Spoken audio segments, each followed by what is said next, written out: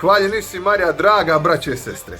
Ja sam Rafael Dropulić Rafo i sutra je u vašem gradu najbolji koncert duhovne glazbe koji ste ikad vidjeli i kojeg ćete ikad vidjeti u životu.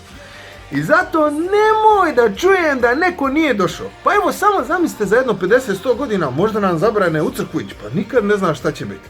Sad je idealna prilika da se napunite Duhom Svetim i da zajedno ko braća i sestre proslavimo Boga u punini i da mu odamo počast za sve što nam je učinio u životu.